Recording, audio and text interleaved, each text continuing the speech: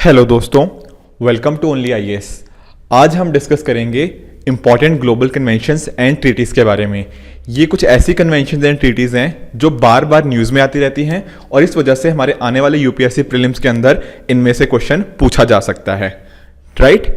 आगे बढ़ने से पहले मैं आप सभी के साथ हमारे इंपॉर्टेंट कोर्सेज के बारे में डिस्कशन करना चाहता हूं जो कि UPSC 2022 as well as UPSC 2023 के स्टूडेंट्स के लिए बहुत ज़्यादा हेल्पफुल हो सकते हैं। एक तो है हमारा prelims crash course that is Tejas. इसके अंदर पूरा का पूरा content for prelims in form of video lectures आपको प्रोवाइड किया जाता है with doubt session as well. उसके साथ ही जिन एस्पिरेंट्स का अभी सी सेट उतना अच्छा नहीं हुआ है एंड वो चाहते हैं कि अपनी सी सेट की प्रिपरेशन को और बेहतर कर पाएं, वो ज्वाइन कर सकते हैं UPSC CSAT expert program. इसके अंदर पूरा का पूरा आपको सिलेबस यहाँ पे मिल जाएगा। उसके साथ ही जो फ्रेंड्स अपना प्रिपरेशन को चेक करना चाहते हैं थ्रू यूजिंग टेस्ट सीरीज, वो ज्वाइन कर सकते हैं लास्ट माइल लीप प्रोग्राम। उसके साथ ही यूपीएससी 2023 के एस्पिरेंट्स के लिए हमारा फाउंडेशन कोर्स है दैट इज प्रारंभ, जिसके अंदर पूरा प्रीलिम्स, मेंस एंड इंटरव्यू तो सारा का सारा होलिस्टिक कवरेज इसके अंदर हो जाता है। तो ये एक वन स्टॉप सोल्यूशन है आपकी यूपीएससी की प्रिपरेशन के लिए। उसके साथ ही अगर आप चाहते हो कि एक प्रॉपर शेड्यूल के साथ आप डेली बेसिस पे, वीकली बेसिस पे एंड मंथली बेसिस पे एमसीक्यू प्रैक्टिस कर पाओ, साथ ही साथ मेंस की आंसर राइटिंग भी कर पाओ, तो आप ज्वाइन कर सकते हो हमारा IDMP course that is integrated daily MCQs and mains answer writing programme, और इसके थ्रू अपनी प्रिपरेशन को और भी बेहतर कर सकते हो। तो जो फर्स्ट ट्रीटी हम आज डिस्कस करेंगे that is comprehensive test ban treaty, जिसको सीटीबीटी भी बोला जाता है। ठीक है, देखो समझने की कोशिश करते हैं इसको। देखो नाम में है कॉम्प्रिहेंसिव टेस्ट बैन, यानी कि किसी चीज के टेस्ट को बैन किया जा रहा है। अब किसके टेस्ट को बैन किया जा रहा है? यहां बात हो रही है न्यूक्लियर टेस्ट की, ठीक है ना। न्यूक्लियर टेस्ट को बैन किया जा रहा है, और कैसे बैन किया जा रहा है? कॉम्प्रिहेंसिवली। कॉम्प्रिहेंसिव का क्या मतलब कि किसी भी तरीके से हम न्यूक्लियर टेस्ट नहीं कर सकते, चाहे वो सिविलियन पर्पस के लिए हो, चाहे वो मिलिट्री पर्पस के लिए हो, ठीक है ना। तो चाहे कहीं पर भी हो, किसी भी, चाहे अंडरग्राउंड हो, चाहे ऑन लैंड हो, किसी भी टाइप का न्यूक्लियर टेस्ट एक्सप्लोजन बिल्कुल बैन है, राइट। तो इसका मतलब होता है कॉम्प्रिहेंसिवली बैन होना। अब एक इंपॉर्टेंट चीज देखो, इंडिया इसका मेंबर नहीं है, ठीक है ना। इंडिया क्यों मेंबर नहीं है? देखो हमने पिछले क्लास में ना एनपीटी डिस्कस किया था, नॉन प्रोलिफरेशन ट्रीटी, ठीक है। उसके अंदर इंडिया ने क्या बोला था कि ये एक ट्रीटी क्या है, डिस्क्रिमिनेटरी है, हैव्स एंड हैव नॉट्स के ऊपर करती है, ठीक है। तो इस वजह से इंडिया ने इसको साइन नहीं किया। अब इंडिया ने तो देखो साइन नहीं किया, इसके साथ बहुत सारी और कंट्रीज हैं, जैसे कि पाकिस्तान, इसने भी साइन नहीं कर रखा, यूनाइटेड स्टेट्स ऑफ अमेरिका, इसने भी साइन नहीं कर रखा, चाइना, इसने भी साइन नहीं कर रखा, ईरान, इसने भी साइन नहीं कर रखा, इजराइल, इसने भी साइन नहीं किया। Eight the same time north Korea, ठीक है, नॉर्थ कोरिया आप जानते ही हो, ठीक है ना। और इसका इजिप्ट में ने भी नहीं किया। बट ये 5-6 तो इंपॉर्टेंट ऐसी कंट्रीज है जो बिग कंट्रीज हैं, इन्होंने इस ट्रीटी को साइन नहीं किया हुआ। तो इस वजह से अभी ट्रीटी को ना काफी कुछ अभी आगे करना है, अगर प्रॉपरली कॉम्प्रिहेंसिवली इस चीज को बैन करना है, ठीक है। और इसका देखो ऑब्जेक्टिव क्या है? ऑब्जेक्टिव देखो वही है क्या, कि न्यूक्लियर आर्म्स रेस जो चल रही थी ना उसको खत्म करना, राइट, और डिसआर्मामेंट की तरफ अपने कदम बढ़ाना, यही चीज थी, ठीक है। समझ गए? ये इंपॉर्टेंट चीजें देखो इतनी ही है, तो इसको जरा अपना डिटेल में एक बार समझ लेते हैं। तो क्या चीज है ये एक ट्रीटी है जो कि न्यूक्लियर टेस्ट एक्सप्लोजर्स को बैन करती है हर जगह, हर तरीके से, चाहे वो सिविलियन टेस्टिंग हो, चाहे मिलिट्री टेस्टिंग हो। ट्रीटी 1994 के अंदर इसको नेगोशिएट किया गया था और 1996 में इसको सिग्नेचर्स के लिए लाया गया। इंडिया ने इसको साइन नहीं किया है, फॉर्मेशन हुआ था 1996 में, राइट। और कुछ इंपॉर्टेंट कंट्रीज जैसे कि China, north Korea, Egypt, India, Iran, Israel, Pakistan, United states, इन्होंने नहीं किया हुआ इस ट्रीटी को अभी तक साइन, ठीक है। और लाइक इसलिए गई थी ताकि वर्ल्ड में न्यूक्लियर डिसआर्मामेंट की तरफ कदम बढ़ पाए, और जो कोल्ड वार के टाइम पे ना एक न्यूक्लियर आर्म्स की रेस चल रही थी उसको रोका जा पाए। क्योंकि देखो कितना बड़ा डिस्ट्रक्शन हो गया था जब 1945 में जापान के ऊपर जब 2 बॉम्ब्स फेंके गए थे, ठीक है ना। आज के टाइम में वैसा कुछ हो जाएगा तो कंट्रीज के कितना ज्यादा डिस्ट्रक्शन होगी, इसकी तरफ बढ़ाते हुए सीटीबीटी को लाया गया था, ठीक है। और इंडिया देखो स्टार्टिंग में पार्टिसिपेट कर रहा था, नेगोशिएट कर रहा था सीटीबीटी, पर बाद में इंडिया ने साइन करने से मना कर दिया क्योंकि उसने देखा कि ये तो डिस्क्रिमिनेटरी ट्रीटी एक तरह से हो चुकी है, ठीक है।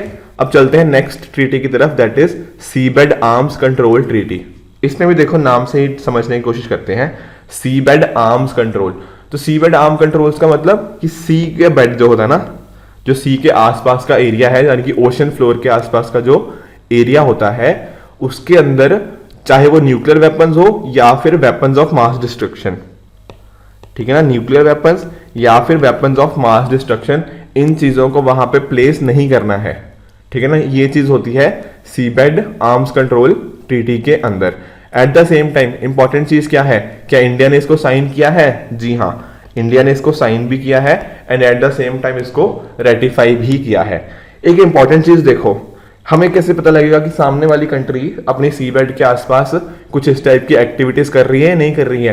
तो देखो इसमें क्या होता है कि आसपास की कंट्रीज ना या दूसरी कंट्रीज बेसिकली ऑब्जर्व कर सकती हैं, ऑब्जर्व कर सकती हैं कि दूसरी कंट्री अपने, चाहे वो अपने एरिया के आसपास हो, चाहे फिर जो होता है ना कि एक्सक्लूसिव इकोनॉमिक जोन ईजेड, हमने पिछली बार पढ़ा था जब आईटीएल लॉस पढ़ रहे थे, तो एक्सक्लूसिव इकोनॉमिक जोन के आसपास जो एरिया होता है वहां पर भी कंप्लायंस चेक किया जा सकता है कि क्या कोई कंट्री ने कुछ इस टाइप का तो नहीं किया जिससे सी बेड आर्म्स कंट्रोल ट्रीटी जो है वो वायलेट हो रही है। तो यहाँ दूसरी कंट्रीज के नजर रखने की भी प्रोविजन है एंड इंडिया ने इसको साइन एंड रेटिफाई किया है, ठीक है। जरा डिटेल में जान लेते हैं एक बार। देखो सी बेड कंट्रोल अथॉरिटी का काफी लंबा नाम है, बस वही नाम है कि किस तरह से हम प्रोहिबिट करेंगे न्यूक्लियर वेपन्स को और वेपन्स ऑफ मास डिस्ट्रक्शन को। टोटल 94 कंट्रीज हैं and eight the same time क्या प्रोहिबिट किया गया है इसके अंदर? इम्प्लांट करना या प्लेस करना ऑन सी बेड और ओशन फ्लोर और in a subsoil thereof beyond a 12 mile territorial zone. देखो मैंने आपको क्या समझाया था उस दिन कि जो हमारे जैसे मान लो बॉर्डर है हमारा, ठीक है ना, ये हमारा बॉर्डर है, ठीक है ना, ये हमारा लैंड एरिया है। इसके बाद देखो क्या होता है, इसके बाद हमारा टेरिटोरियल सी आता है 12 नॉटिकल माइल्स तक।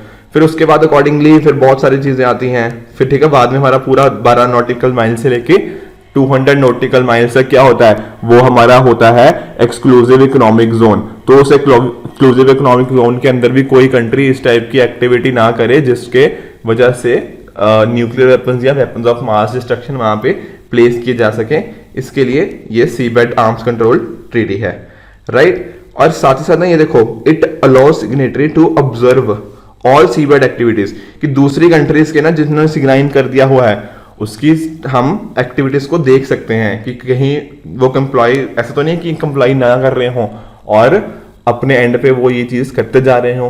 तो यहाँ पे ये चीज भी प्रोविजन है, इंपॉर्टेंट, आपको ये चीज नोट कर लेनी है, ठीक है। एम्स एंड ऑब्जेक्टिव्स तो हम समझ गए हैं। इंडिया का भी देखो क्या है, इंडिया दूसरी कंट्रीज को चेक करता है, at the same time India खुद भी साइन एंड रेटिफाई करके इसके प्रिंसिपल को फुली फॉलो भी करता है, ठीक है जी। अब चलते हैं अगली ऑर्गेनाइजेशन की तरफ, that is UNCLOS. UNCLOS क्या है? United Nation Convention on Law of Seas. देखो पिछले लेक्चर में हमने डिस्कस किया था आईटीएल लॉ ट्रिब्यूनल पढ़ा था ना लॉ ऑफ सीज के ऊपर, तो वो यूएन क्लॉज के द्वारा ही एक तरीके से बनाया गया है। अब देखो इसमें होता क्या है, मैं आपको ना एक एग्जांपल के थ्रू समझाता हूं। जैसे ये इंडिया है, ठीक है, इंडिया का मैं नीचे वाला पार्ट बता रहा हूं जो साउदर्न इंडिया वाला, एंड उसमें क्या होता है देखो, पहले आते हैं हमारे इंटरनल वाटर्स, ठीक है ना, कुछ दूर तक आते हैं हमारे इंटरनल वाटर्स। इंटरनल वाटर्स के बाद आ जाता है हमारा टेरिटोरियल सी, ठीक है, टेरिटोरियल सी के बाद आता है कंटिगुअस जोन, राइट, एंड उसके बाद आ जाता है एक्सक्लूसिव इकोनॉमिक जोन, एंड फिर उसके बाद अगर आप जाओगे आगे तो हाई सीज, ठीक है। अब देखो ये डिफरेंट डिफरेंट ना पार्ट्स में डिवाइड किया गया है कि पहले ये आएगा, फिर ये आएगा, फिर ये। अकॉर्डिंगली क्या होता है कि यहाँ पर जो हमारा स्टार्टिंग वाले पार्ट है ना, internal waters as well as territorial sea, यहाँ पे जो लॉज चलेंगे ना बहुत सारे एरियाज के अंदर, वो इंडिया के लॉज चलेंगे। तो यहाँ पे कुछ हो जाता है, मान लो कि किसी का, मान लो कोई पर्टिकुलर पर्सन की डेथ हो जाती है इस पर्टिकुलर एरिया में, या किसी ने किसी को मार दिया मान लो, ठीक है, तो यहाँ पे जो भी लॉज होंगे ना वो इंडिया के हिसाब से वर्क होंगे। ऐसा नहीं है कि यहाँ पे हम इंटरनेशनल कोर्ट के लेके जाएंगे उसको, ठीक है। तो यहाँ पे इस तरह से इस पर्टिकुलर एरिया को डिवाइड किया गया है। ऑन द अदर हैंड जैसे एक्सक्लूसिव इकोनॉमिक जोन है, यहाँ से क्या होता है कि दूसरी कंट्रीज चाहें तो वो अपनी शिप को लेके जा सकती हैं यहाँ से, पर सिर्फ इनोसेंट पैसेज के थ्रू, कि ऐसा नहीं होना चाहिए कि वो अपनी आर्मी लेके आ गए इस पर्टिकुलर एरिया में। यहाँ पे वो शिप पास करने के लिए निकल सकती है दूसरी कंट्रीज की कोई भी अगर शिप होती है। तो इस तरह के डिफरेंट डिफरेंट प्रोविजंस हर एरिया के लिए बनाए गए हैं, जो उसके बेसिस पे डिफरेंट जोन्स में बनाया गया है। अब ये जो डिफरेंट डिफरेंट जोन्स बना तो दिए, अब इसके लिए एक लीगल फ्रेमवर्क भी तो चाहिए तो वो लीगल फ्रेमवर्क जो है ना वो यूएन क्लॉज के द्वारा आता है, United Nation Convention on Law of Seas. India इस चीज को बहुत अच्छे से फॉलो करता है, मैंने आपको पहले भी बताया था। On the other hand China इसको काफी बार इसके जो प्रोविजंस है उसको मानने से मना कर चुका है। फॉर एग्जाम्पल जैसे आप साउथ चाइना सी का एग्जाम्पल ले लो, तो वहां पर चाइना इसके प्रोविजंस को नहीं मानता। एट द सेम टाइम देखो यूएस के साथ भी ना कुछ केस हुआ है जहां पर यूएस ने भी ना यूएन क्लॉज को नहीं माना काफी बार। जैसे अभी कुछ टाइम पहले इंडिया के साथ ही हुआ था, तो इंडिया के जो इधर लक्षद्वीप वाला एरिया है ना आई थिंक, तो लक्षद्वीप वाले या फिर अंडमान वाले ईईजेड के थ्रू यूएस ने अपनी एक बार शिप निकाल दी थी बिना इंडिया को इन्फॉर्म किए। तो ये यूएन क्लॉज का एक उल्लंघन माना जा सकता है इस तरीके से। ठीक है, समझ गए ये चीजें। अब थोड़ा डिटेल में जान लेते हैं एक बार ना इस यूएन क्लॉज को। यूएन क्लॉज देखो, it is known as law of the seas convention, जिसका ये एक इंटरनेशनल एग्रीमेंट है जिसके थ्रू एक लीगल फ्रेमवर्क लाया गया है। किसके लिए? मैराइन एंड मैरीटाइम एक्टिविटीज के लिए। ठीक है ना। देखो एक्सक्लूसिव इकोनॉमिक जोन ना काफी बार कंट्रीज का एक दूसरे के साथ भी ऊपर नीचे हो जाता है, कि जैसे इंडिया और बांग्लादेश का केस है, तो इंडिया और बांग्लादेश में ना बहुत ही एक जगह ना एक्सक्लूसिव इकोनॉमिक जोन कंबाइन हो जाता है। जो डिफरेंट इस तरह के डिस्प्यूट्स होंगे वो ITLOs के द्वारा सुने जाएंगे, एंड वो लीगल फ्रेमवर्क किसके द्वारा प्रोवाइड किया जाता है? वो है United Nation Convention on Law of Seas. Right, ये 5 मेन जोन्स तो मैंने आपको बता ही दिए, डायग्राम के थ्रू समझा दिया था कि कौन के 5 मेन जोन्स हैं एंड उनमें किस तरह से लॉज को डिफर किया गया है। Right, eight the same time देखो 3 इंस्टीट्यूशन ना यूएन क्लॉज के अंदर बनाए गए हैं। एक तो पहला हम डिस्कस कर चुके हैं, ITLOs, International Tribunal for Law of Seas, ये यूएन क्लॉज के अंदर है। At the same time International Seabed Authority as well as Commission on Limit of Continental Shelf. देखो आई होप कि आपने ना कॉन्टिनेंटल शेल्फ अपने ज्योग्राफी में पढ़ा होगा। ठीक है ना, तो उसी के रिलेटेड कि कहां तक इसकी लिमिट होगी कॉन्टिनेंटल शेल्फ की, as well as International Seabed Authority, इसके द्वारा ही फॉर्म किया गया था। फॉर्मेशन कब हुई थी? 1982 के अंदर। राइट, एम्स एंड ऑब्जेक्टिव्स हमने डिस्कस कर ही लिया कि किस तरह से एक्टिविटीज ओशंस और सीज में होनी है, उसके लिए एक फ्रेमवर्क बनाना, इंटरनेशनल कम्युनिकेशन में फोकस करना, एंड सीज एंड ओशंस का पीसफुल यूज हो पाए, एज वेल एज कि जो इनोसेंट पैसेज है ना, इनोसेंट पैसेज जो होता है दूसरी कंट्रीज को वो प्रॉपरली मिल पाए, ये इसके एम्स एंड ऑब्जेक्टिव्स के अंदर कंसिडर किए जा सकते हैं। राइट, और ये मैं आपको बता रहा था, ये देखो ये जो पूरा जो हाईलाइटेड वाला एरिया है ना, ये इंडिया का एक्सक्लूसिव इकोनॉमिक जोन है। ठीक है, इंडिया इसके अंदर ना रिसोर्सेज को एक्सप्लॉइट कर सकता है। ठीक है, तो ये 200 नॉटिकल माइल्स तक होता है जहां से बाउंड्री से लेके, तो ये चीज अकॉर्डिंगली इंडिया का because of Andaman Nicobar as well as Lakshadweep के कारण, दोनों अंडमान निकोबार एंड लक्षद्वीप के कारण इंडिया का एक्सक्लूसिव इकोनॉमिक जोन काफी ज्यादा इंप्रूव हो जाता है। ठीक है, और देखो इंडिया ने देखो काफी कंस्ट्रक्टिव रोल भी निभाया यूएन क्लॉज के अंदर, and has been an important party in UNCLOS. ठीक है, ये कुछ वजह से न्यूज में रहता है। ITLOs वाला तो हम डिस्कस कर चुके हैं, एंड हमारे जो एक एमिनेंट लॉयर है उनको भी चूज किया गया यहाँ पे as a chief legal adviser in this.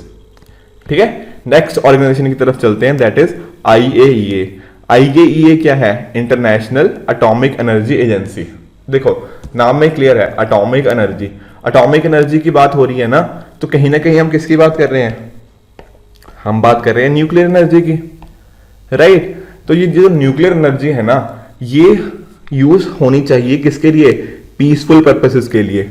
ठीक है ना, अगर पीसफुल पर्पसेस के लिए बन रही है तो अच्छी बात है, पर अगर ये मिलिट्री के लिए बन रही है तो खराब बात है। राइट, तो IAEA के द्वारा इंश्योर किया जाता है कि जो न्यूक्लियर एनर्जी यूज हो रही है ना, ये पीसफुल के लिए यूज हो एंड मिलिट्री के लिए यूज ना हो। ठीक है ना, इसको बोला भी जाता है कि यूएन का ना न्यूक्लियर वॉचडॉग। ठीक है ना, आपसे अगर पूछ लेना कि who is the nuclear watchdog of UN, तो आप बोलोगे IAEA। तो इंश्योर करता है कि जो भी इस टाइप के प्रिंसिपल्स हैं, स्पेशली जैसे नॉन प्रोलिफरेशन ट्रीटी का हमने डिस्कस किया था, तो NPT के जो भी प्रोविजंस हैं उनको अपहोल्ड करने के लिए ना इंटरनेशनल एटॉमिक एनर्जी एजेंसी काफी ज्यादा रिस्पॉन्सिबल है। राइट, और इसकी फॉर्मेशन देखो कब हुई थी? फॉर्मेशन उसी के आसपास हुई थी 1957। एक्चुअली में NPT बाद में साइन हुई, पर उसके पहले IAEA बन गया था एज ए न्यूक्लियर को इंश्योर करने के लिए, न्यूक्लियर वॉचडॉग। 1957 में क्या चल रहा था? Cold war, nuclear arms race चल रही थी, तो ये इंश्योर किया जाना चाहिए था कि जो न्यूक्लियर से रिलेटेड जितनी भी चीजें हो रही है ना, वो पीसफुल पर्पसेस के लिए हो रही है, ना कि फॉर मिलिट्री पर्पसेस। समझ गए? ठीक है, अब जरा थोड़ा इसको ना जान लेते हैं और डिटेल में। राइट, इंटरनेशनल ऑर्गेनाइजेशन है जो कि पीसफुल यूज इंश्योर करती है and it acts as a nuclear watchdog. Establishment आप कंसिडर कर चुके हो कि कब कोल्ड वॉर के टाइम बना था। एंड देखो इसमें इंपॉर्टेंट चीज क्या है, टोटल 171 मेंबर्स है and India is a member, ठीक है ना। इंडिया 1957 से ही इसका मेंबर है, राइट। तो इसेंशियली बना गया, देखो एनपीटी का इंडिया मेंबर नहीं है, ठीक है। और क्या हमने डिस्कस किया था आज, इसके अलावा हमने डिस्कस किया था कि इंडिया सीटीबीटी को भी इंडिया ने साइन नहीं कर रखा, ये दोनों को साइन नहीं कर रखा, तो इसको आप याद रखिएगा। और जो मैंने आपसे मल्टीलैटरल एक्सपोर्ट कंट्रोल रेजिम बताए थे, उसमें इंडिया एनएसजी इसका मेंबर नहीं है। इसका मेंबर इंडिया बनना जरूर चाहता है कि एनएसजी का मुझे मेंबर बना दो, बट एनएसजी का मेंबर चाइना की वजह से इंडिया नहीं बन पा रहा। समझ गए ये चीजें कि आप ये नोट करना अच्छे से कि किसका मेंबर है एंड किसका मेंबर नहीं है, ठीक है। एम्स एंड ऑब्जेक्टिव्स वो तो हमने ऑलरेडी जान ही चुके हैं कि किस तरह से ये एनपीटी की हेल्प करता है कि जो कॉम्प्रिहेंसिव सेफगार्ड्स होने चाहिए नॉन न्यूक्लियर वेपन स्टेट्स, ठीक है। हमने डिस्कस किया था कि 5 न्यूक्लियर वेपन स्टेट्स हैं, कौन सी, जो परमानेंट 5 है। उसके अलावा जितनी भी ऑर्गेनाइजेशंस हैं, सॉरी जितनी भी कंट्रीज हैं दुनिया में, उनको माना गया है as non nuclear weapon states. तो इनके ऊपर कॉम्प्रिहेंसिव सेफगार्ड्स लगाए जाएं, इसको इंश्योर किया जाता है इंटरनेशनल एटॉमिक एनर्जी एजेंसी के द्वारा, ठीक है। कुछ देखो इंडिया से रिलेटेड भी कुछ न्यूज में थी, जैसे इंडिया ने इन्हीं का ही ना IAEA का रेनेट था, रिस्पॉन्स एंड असिस्टेंट नेटवर्क, इसको इंडिया इसका country member as a member join किया था इसको, ताकि इंश्योर किया जा सके सेम वही कंप्लायंस के ऊपर, ठीक है। बाकी और कुछ ज्यादा ऐसे इंपॉर्टेंट चीज नहीं हुई है, पर आप मोस्टली आप समझ ही गए कि इंपॉर्टेंट कितनी ऑर्गेनाइजेशन है।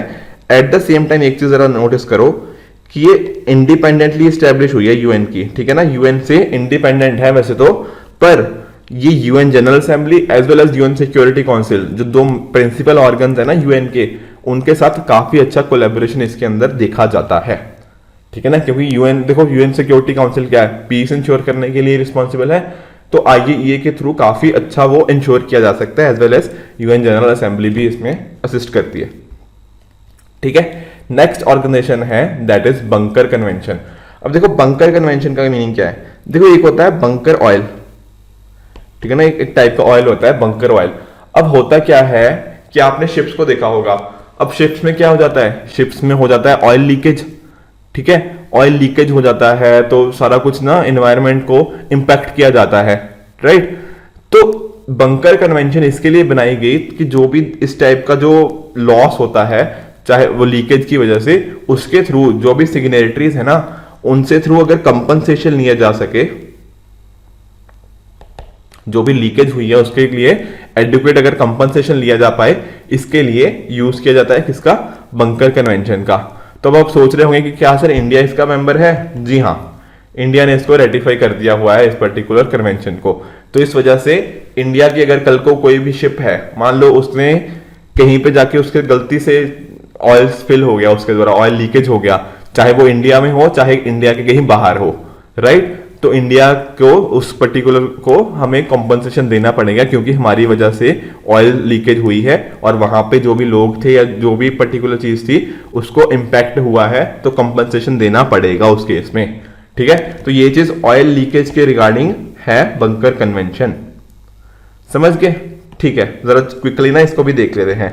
देखो International Convention on Civil Liability for Bunker Oil Pollution Damage, ये क्या है, ये एक ट्रीटी है, किसके द्वारा एडमिनिस्टर की जाती है, IMO।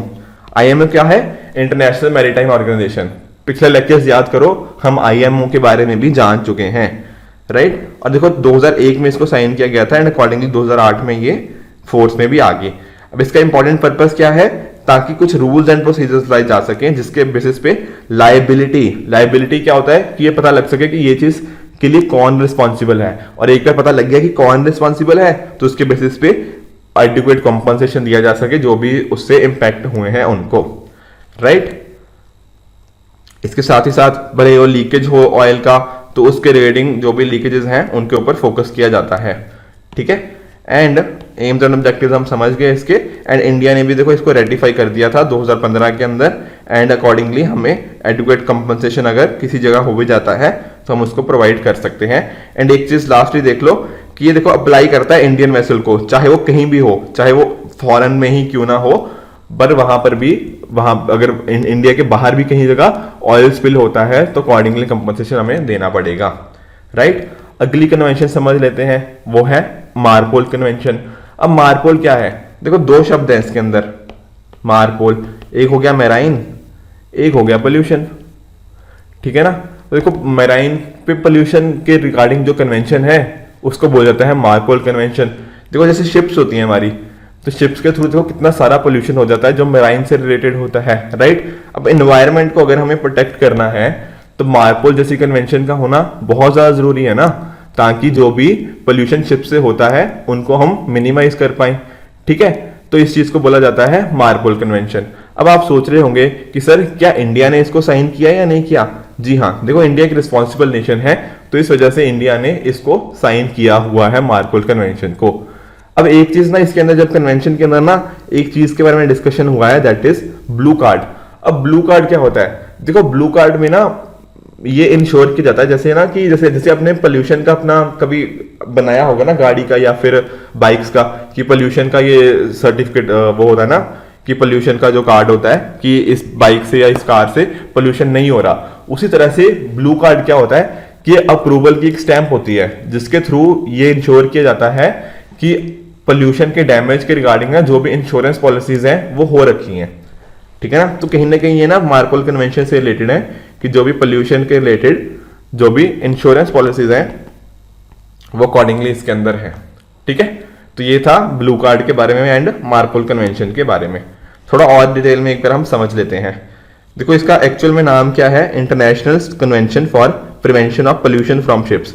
अब देखो डिटेल नाम जैसे ही पढ़ा पोल्यूशन फ्रॉम शिप्स, तो आप समझ गए कि ये उसी से रिलेटेड है कि किस तरह से शिप्स का पोल्यूशन रोका जा सके, ठीक है। एनवायरमेंटल कन्वेंशन में बहुत इंपॉर्टेंट कन्वेंशन आ जाती है और इसको अडॉप्ट किया गया था आईएमओ वही इंटरनेशनल मैरीटाइम ऑर्गेनाइजेशन, अभी थोड़ी देर पहले भी पढ़ा एंड पिछले लेक्चर्स में हम उसको डिटेल में जान भी चुके हैं, ठीक है। एट द सेम टाइम देखो इसका एम्स एंड ऑब्जेक्टिव्स तो क्लियर ही हैं, किस तरह से शिप से पोल्यूशन मिनिमाइज करना है, एंड इंडिया ने इसको साइन भी कर रखा है, ठीक है। ब्लू कार्ड भी एक बार देख लो, ब्लू कार्ड भी समझ गए वैसे तो कि आईएमओ से ओरिजिनेट हुए हैं ताकि ये इंश्योर किया जा सके ताकि प्रॉपर इंश्योरेंस पॉलिसीज हों रिगार्डिंग पोल्यूशन के डैमेज के, और हर चीज के लिए रिलेट करता है किस तरह की लाइबिलिटी एंड कंपनसेशन अकॉर्डिंगली हमें प्रोवाइड किया जाना चाहिए फॉर दैट।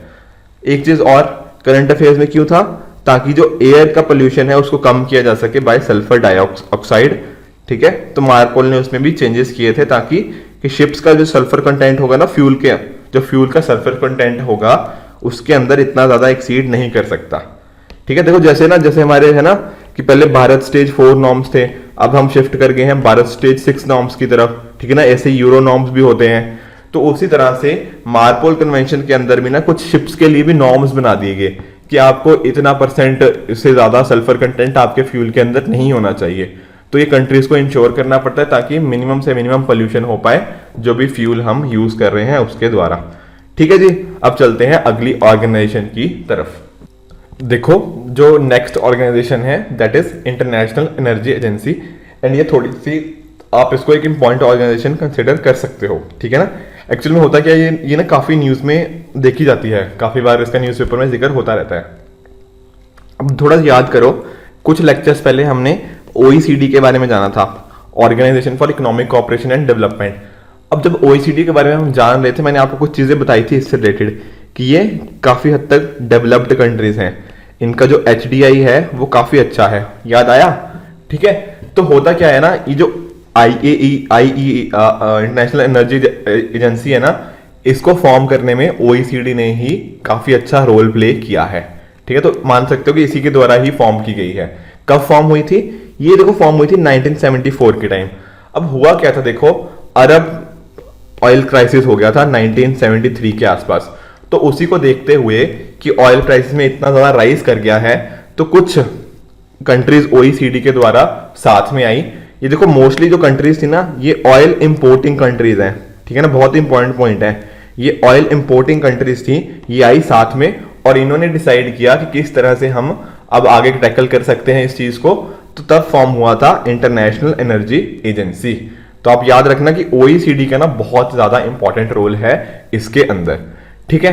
अब एक चीज ना और सुनो, एक कंडीशन है यहाँ पे कि अगर आपको आईईए का मेंबर बनना है ना, तो आपको ओईसीडी का मेंबर होना पड़ेगा, तभी आप आईईए के मेंबर बन सकते हो। अब मुझे जरा सोच के बताओ, क्या इंडिया इसका मेंबर होगा या नहीं होगा? सोचो। देखो मैंने क्या बताया था, मैंने बताया था कि जो ओईसीडी में कंट्रीज होती हैं वो developed and human development index जिनका अच्छा होता है वो वाली कंट्रीज हैं। यानी कि ओईसीडी में इंडिया मेंबर होगा? जी नहीं।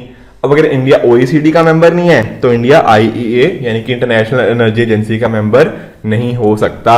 बहुत ही इंपॉर्टेंट पॉइंट याद रखना है कि इंडिया इसका मेंबर नहीं है। हालांकि देखो मेंबर तो नहीं है, पर देखो इंडिया को इंपोर्टिंग कंट्री भी तो है, ठीक है ना। इतना ज्यादा ऑयल हम इंपोर्ट जो करते हैं, तो इस वजह से इंडिया क्या है, इंडिया है इसका एसोसिएट मेंबर, ठीक है ना। मेंबर नहीं है पर एसोसिएट मेंबर जरूर है। क्यों? क्योंकि देखो इतनी ज्यादा हमें एंगेजमेंट करनी पड़ती है ना इंटरनेशनल एनर्जी एजेंसी के द्वारा, इनके साथ काफी ज्यादा हम ना एंगेज करते हैं इस पर्टिकुलर ऑर्गेनाइजेशन के साथ।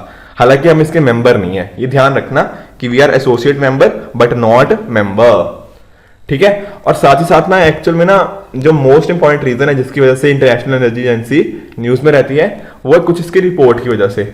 अगर मैं आपको बताऊं तो देखो एक ना रिपोर्ट निकालते हैं ये वर्ल्ड एनर्जी आउटलुक, ठीक है ना। इकोनॉमिक आउटलुक नहीं है, वो डिफरेंट है, यहाँ ई से है energy, world energy outlook.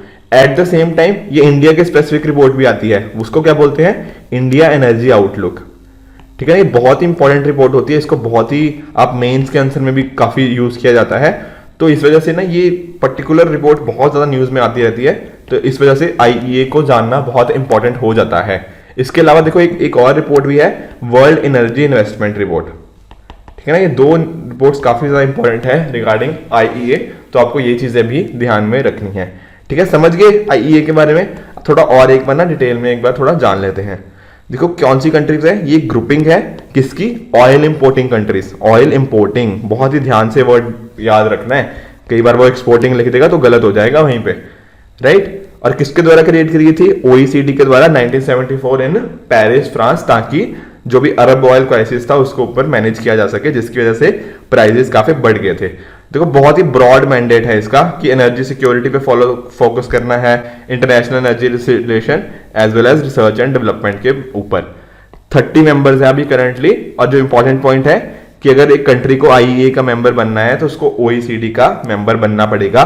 8 association countries हैं, यहाँ पे इंडिया भी आ जाता है एसोसिएट मेंबर के अंदर, ठीक है।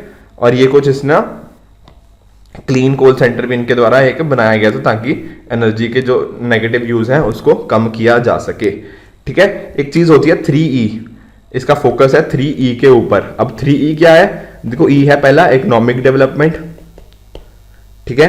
फिर दूसरा क्या है, एनर्जी सिक्योरिटी, एंड तीसरा क्या है, एनवायरमेंट प्रोटेक्शन। देख रहे हो कि तीनों चीजों को बैलेंस करना है, इकोनॉमी को भी लेके चलना है, at the same time environment को। ऐसा नहीं सोचना कि एनर्जी एंड एनवायरमेंट अलग अलग है, इनको साथ में लेना है एंड एनर्जी सिक्योरिटी को इनके थ्रू प्रमोट करना है, ठीक है। तो काफी अच्छा मैंडेट है इंटरनेशनल एनर्जी एजेंसी का, एंड इंडिया इसका एक एसोसिएट मेंबर बन चुका है।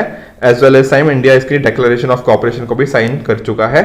एंड ये कुछ इसकी रिपोर्ट्स हैं जिसमें सबसे इंपॉर्टेंट देखो यही है, world energy outlook, world energy investment and India energy outlook. बाकी को भी आपने एक नजर से बस याद रख लेना कि अच्छा हाँ देखो सब में एनर्जी है, world energy statistics, world energy balance and energy technology perspective. तो इनको भी जरा आप याद रख सकते हो, कई बार क्वेश्चन अगर आ गया तो आप उसमें ना आइडेंटिफाई करने में कामयाब रहो कि अच्छा हाँ ये तो इंटरनेशनल एनर्जी एजेंसी ही निकालती है इस पर्टिकुलर रिपोर्ट को, ठीक है। देखो इस रिपोर्ट में ना एक ये चीज भी मेंशन करी गई कि अभी दुनिया में सबसे ज्यादा एनर्जी पता कौन कंज्यूम करता है, वो करता है चाइना, फिर आता है यूनाइटेड स्टेट्स ऑफ अमेरिका, फिर ईयू, फिर चौथे पे इंडिया। तो यानी कि पहले आता है चाइना, फिर आता है यूएसए, फिर आता है यूरोपियन यूनियन, फिर आता है इंडिया। तो ये ऑर्डर है कि किस तरह से कहाँ पे किस कंट्री में कितनी ज्यादा एनर्जी डिमांड है, ठीक है। तो उस पर्टिकुलर ऑर्डर को भी आप याद रख सकते हो, ठीक है। ये कुछ रिपोर्ट्स वही जो हम कंटिन्यू कर रहे थे तो उसी को यहाँ पे डिस्कस किया गया है। देखो अगली ऑर्गेनाइजेशन जो है दैट इज आईएसए। अब आईएसए क्या है, इंटरनेशनल सोलर अलायंस। आपने डेफिनेटली इसका नाम सुना होगा क्योंकि ये इंडिया का काफी एक इंपॉर्टेंट रोल रहा है इस पर्टिकुलर ऑर्गेनाइजेशन को एस्टैब्लिश करने के लिए। एक चीज ध्यान में रखो, ये एक इंटर गवर्नमेंटल अलायंस है, तो यानी कि गवर्नमेंट्स के बीच में यहाँ पे होता है डिस्कशन जो भी है। और साथ ही साथ एक ना बनाया गया था एक कॉन्सेप्ट है basically, one sun one world one grid, OSOWOG। ये मल्टीपल टाइम्स ना किसी डिफरेंट स्टेट PSCs के एग्जाम में इसके ऊपर ना क्वेश्चन आ चुका है। ठीक है, तो one sun one world one grid को समझने की कोशिश करो। देखो दुनिया में एक सन है, एक ही वर्ल्ड है, और एक ग्रिड। एक ग्रिड का क्या मतलब है कि ग्रिड का मतलब देखो क्या होता है कि जैसे मान लो आपके पास ना एनर्जी है, आपने सोलर एनर्जी प्रोड्यूस कर ली। अब आप सोलर एनर्जी को एक जगह से दूसरी जगह पे जब ट्रांसफर करते हो ना, तो वो ग्रिड के थ्रू करते हो। ठीक है, तो मान लो कल को ऐसा होता है कि इंडिया में सोलर एनर्जी होगी ज्यादा, ऑन दी अदर हैंड कहीं ना कहीं मान लो अफ्रीका में मान लो कम है, तो इंडिया क्या कर सकता है, जो अपनी एक्सेस वाली एनर्जी है ना, तो वो एक्सेस वाली एनर्जी ग्रिड में डाल देगा, और फिर ग्रिड के थ्रू वो अफ्रीका से कनेक्टेड होगा ग्रिड, तो वो एनर्जी कहां पहुंच जाएगी, वो पहुंच जाएगी अफ्रीका के पास। ठीक है, तो ये वन सन वन वर्ल्ड और वन ग्रिड वाला कॉन्सेप्ट भी ये इंटरनेशनल सोलर अलायंस के द्वारा ही इंप्लीमेंट किया जाता है। देखो अभी क्या है, अभी एक्चुअल में ना देखो सोलर एनर्जी की अगर बात करूं तो इसको बनाने की कॉस्ट काफी ज्यादा हाई है, और कंट्रीज के इस वजह से भी इसके अंदर थोड़ा ना इनिशियली उनको रिलेक्टेंस था कि पता नहीं किस तरीके से हम करेंगे, पर ओवर द टाइम क्या है, हमारी कोशिश है कि हम टेक्नोलॉजी को इंप्रूव करें, हम रिसर्च एंड डेवलपमेंट में फोकस करें, ताकि विद टाइम क्या हो, इसकी जो फाइनेंसिंग की कॉस्ट है ना उसको कम किया जा सके। ठीक है, देखो जब, और एक चीज ना जैसे आपको पता है, जैसे वर्ल्ड है, जैसे हमारे अर्थ है, तो ये तो हो गया इक्वेटर, राइट, यहां पे जाती है क्या, ट्रॉपिक ऑफ कैंसर। ठीक है, और नीचे क्या है, नीचे है ट्रॉपिक ऑफ कैप्रिकॉन। पहले सोचा गया था ना कि सिर्फ यहाँ की कंट्रीज इसका मेंबर हो सकती हैं, पर अभी क्या किया गया है, अभी बोल दिया गया है कि कंट्री तो देखो कोई भी इसका मेंबर हो, मेंबर कोई भी किसकी कंट्री हो सकती है, पर वोटिंग राइट्स ना इन्हीं को मिलेंगे ज्यादा। अब ऐसा क्यों है कि इनके ऊपर ज्यादा फोकस क्यों है, जो कंट्रीज कैंसर एंड कैप्रिकॉन के बीच में लाई करती हैं। देखो होता क्या है कि आपको पता ही है कि जो सन की मूवमेंट है वो कहां से कहां होती है, वो सन इक्वेटर से टॉप तक जाता है, ट्रॉपिक ऑफ कैंसर तक। कब तक, 21 जून तक ना, इसके आगे तो कभी वो जा नहीं पाता, क्योंकि आगे तो स्लांट हाइट्स हो जाती हैं, फिर वो आने लग जाता है नीचे, फिर सितंबर में वो आ जाता है इक्वेटर के आसपास, फिर नीचे की तरफ मूव करते करते वो दिसंबर में पहुंच जाता है कहां पे, ट्रॉपिक ऑफ कैप्रिकॉन के तक। ट्रॉपिक से नीचे वो कभी जा नहीं पाता, फिर इसके बाद क्या होता है, वो वापस ऊपर चलने जाता है, एंड इक्वेटर पे कब पहुंचता है, मार्च के अंदर। तो एसेंशियली होता क्या है, तो एसेंशियली सन की मूवमेंट है ना वो बस इतनी ही है, फ्रॉम इक्वेटर, या फिर आप मानो कि फ्रॉम ट्रॉपिक ऑफ कैंसर से ट्रॉपिक ऑफ कैप्रिकॉन, इसी के बीच में चलता रहता है। तो यानी कि सबसे ज्यादा जो पोटेंशियल है सोलर एनर्जी को हार्नेस करने का, वो कौन सी कंट्री के पास है, वो है जो ट्रॉपिक्स के अंदर लाई करती हैं, वो वाली कंट्रीज में। ठीक है, अब देखो ISA इतनी इंपॉर्टेंट ऑर्गेनाइजेशन होती क्यों है, क्योंकि इसके अंदर देखो हेडक्वार्टर्स कहाँ है, इसके हेडक्वार्टर्स हैं गुरुग्राम के अंदर। ठीक है ना, पहले उसको गुड़गांव बोला जाता था, तो अब जो गुरुग्राम के अंदर इसके हेडक्वार्टर्स हैं, तो इस वजह से इंडिया के लिए ये बहुत एक इंपॉर्टेंट, और ये इंडिया लेड इनिशिएटिव है, इंडिया एंड साथ ही साथ ना फ्रांस, इंडिया एंड फ्रांस ने मिलकर ना इसको इंटरनेशनल सोलर अलायंस को प्रमोट एस्टेब्लिश करने में काफी इंपॉर्टेंट एक रोल प्ले किया था। ठीक है ना, तो जरा इसको ना और एक बार ना हम डिटेल में जान लेते हैं, तो स्टार्ट करते हैं इस टॉपिक को।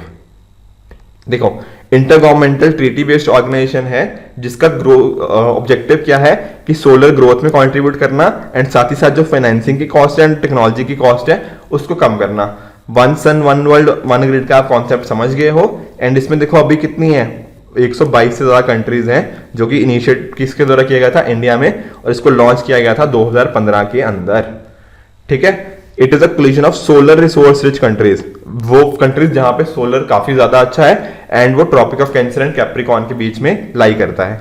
इंपॉर्टेंट चीज क्या है, पेरिस डिक्लेरेशन। देखो पेरिस डिक्लेरेशन के थ्रू इसको एस्टैब्लिश किया गया था ISA को, और इसके हेडक्वार्टर्स है गुरुग्राम इंडिया के अंदर। ठीक है, देखो इसका एम्स एंड ऑब्जेक्टिव्स ना पूछा जा सकता है, मैं बाकी केसेस में आपको मैंने नहीं बोला ज्यादा, मैंने बोला था कि बस थोड़ा सा आप देख लो, बट होता क्या है ISA में ना इंडिया का बहुत इंपॉर्टेंट रोल है, तो इसको डिटेल में पढ़ना और जानना ज्यादा जरूरी है। तो इसके लिए देखो क्या बोला गया है, इसमें क्या है कि ग्लोबल डिप्लॉयमेंट हम चाहते हैं कितनी, 1000 गीगावाट। देख रहे हो 1000 गीगावाट कितनी ज्यादा बड़ी होती है, इस इतने की capacity, and mobilisation of investment of $1000 billion. ठीक है ना, ये फैक्ट्स ना याद कर लो। होगा क्या कल को कि थोड़ा बहुत चेंज कर देगा, बोल देगा आपको 100 गीगावाट करना है या फिर $100 बिलियन लेके आना है, तो थोड़ा सा ना आप इन नंबर्स के साथ थोड़ा कंफर्टेबल रहना, क्योंकि ये इंपॉर्टेंट ऑर्गेनाइजेशन है इंडिया के पर्सपेक्टिव से। तो 2030 तक जब हमने सस्टेनेबल डेवलपमेंट गोल्स को एस्टैब्लिश करने की डेट है, तब तक हमें क्या करना है, $1000 बिलियन की इन्वेस्टमेंट को रेज करना है, मोबिलाइज करना है, एज वेल एज 1000 गीगावाट की सोलर जनरेशन कैपेसिटी की तरफ, ग्लोबल डिप्लॉयमेंट की तरफ काम करना है। ये है इसका एम एंड ऑब्जेक्टिव, राइट। आगे चलते हैं, इंडिया एंड फ्रांस। देखो इनके थ्रू ही इसको एस्टेब्लिश किया गया था। एट द सेम टाइम जो उन्होंने ना collision for sustainable climate action, इनके थ्रू एंगेजमेंट बढ़ाई है पब्लिक एंड प्राइवेट सेक्टर के थ्रू। एंड एक चीज जरा नोटिस करो, कुछ ना अवार्ड्स हैं, सोलर अवार्ड दिए जाते हैं डिपेंडिंग कि कौन सी कंट्री या कौन सा पर्टिकुलर पर्सन कितना अच्छा इस चीज में कंट्रीब्यूट कर रहा है। तो सबसे पहला आता है विश्वेश्वरैया अवार्ड। अब यहां ना याद कर लेना, विश्वेश्वरैया अवार्ड होता है कंट्रीज के लिए, कि कंट्रीज जिनकी मैक्सिमम फ्लोटिंग कैपेसिटी है ना, इनके को रिकॉग्नाइज करने के लिए ये बनाया गया है। ठीक है, देखो छोटे छोटे फैक्ट्स है, पर क्योंकि ऑर्गेनाइजेशन इंपॉर्टेंट है इसलिए यूपीएससी ये पूछ सकता है। At the same time Kalpana Chawla award भी है। ठीक है, यहाँ पे फोकस किसके ऊपर है, साइंटिस्ट एंड इंजीनियर्स के ऊपर, जो कि सोलर एनर्जी में फोकस कर रहे हैं, उनको प्रोत्साहन देने के लिए कल्पना चावला अवार्ड है। ठीक है, तीसरा क्या है, दिवाकर अवार्ड। दिवाकर अवार्ड क्या है, तो ये ऑर्गेनाइजेशन एंड इंस्टीट्यूशन के ऊपर फोकस करता है। ठीक है, सिंपल देखो, पहला क्या पढ़ा, विश्वेश्वरैया अवार्ड। ठीक है, दूसरा क्या था, कल्पना चावला अवार्ड। ठीक है, तीसरा क्या है, दिवाकर अवार्ड। अब विश्वेश्वरैया में क्या पढ़ा, कंट्रीज के लिए, कल्पना चावला क्या है, साइंटिस्ट एंड इंजीनियर्स के लिए, दिवाकर क्या है, ऑर्गेनाइजेशंस एंड इंस्टीट्यूशंस के लिए। ठीक है, बस यही चीजें याद रख लेना, बस इतने से क्वेश्चन हो जाएगा अगर इससे पूछा गया। और कई बार बस इतना भी पूछ लेगा कि Visvesvaraya award, Kalpana Chawla award and Diwakar award are related to what, तो आपको पता होना चाहिए कि ये इंटरनेशनल सोलर अलायंस से रिलेटेड है, जहां पे सोलर को की फील्ड में काम करने वाले लोगों के लिए, अच्छा काम जो कर रहे हैं उनको प्रोत्साहन देने के लिए इस पर्टिकुलर चीज का बनाया गया है। ठीक है ना, इस टाइप के अवार्ड्स दिए जाते हैं।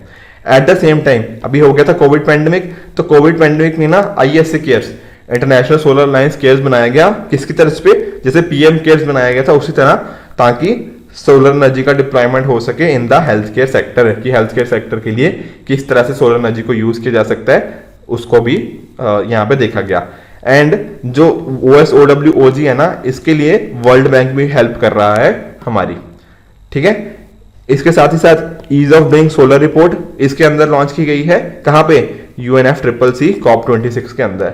ठीक है, मैं आपको पहले भी बता चुका हूं कि इसके रिगार्डिंग मेंस 2021 में भी क्वेश्चन पूछा जा चुका है कॉप के ऊपर, तो जरा कॉप को ना ध्यान से पढ़ भी लीजिएगा, राइट। देखो UNGA ने साथ ही साथ ऑब्जर्वर स्टेटस भी दे दिया है इंटरनेशनल सोलर अलायंस को। एंड इंपॉर्टेंट चीज, यूनाइटेड स्टेट्स ऑफ अमेरिका ने भी ज्वाइन कर लिया है ISA, और ये 101st ऐसी कंट्री बन गई है इसको ज्वाइन करने वाली। ठीक है, एंड बस वही कुछ है कि इंडिया ने भी लाइन ऑफ क्रेडिट दिया है सच एज श्रीलंका को, एंड डिफरेंट कंट्रीज के साथ अकॉर्डिंगली एग्रीमेंट्स भी हम साइन करते जा रहे हैं। ठीक है, जो मोस्ट इंपॉर्टेंट चीजें थी वो हमने डिस्कस कर ही ली, चाहे 1 सन 1 वर्ल्ड 1 ग्रिड हो।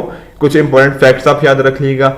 अवार्ड्स का नाम हमने देख लिया कि किस तरह के अवार्ड्स इसमें दिए जाते हैं, ताकि प्रमोट किया जा सके लोगों का कंट्रीब्यूशन इस पर्टिकुलर फील्ड के अंदर। ठीक है, तो फ्रेंड्स आई होप आपको ये लेक्चर अच्छा लगा होगा। With that we have covered all the chapters जो कि हमें डिस्कस करने थे इंटरनेशनल ऑर्गेनाइजेशंस के अंदर। आई होप आपको ये लेक्चर अच्छा लगा होगा। Keep working hard, goodbye and good luck.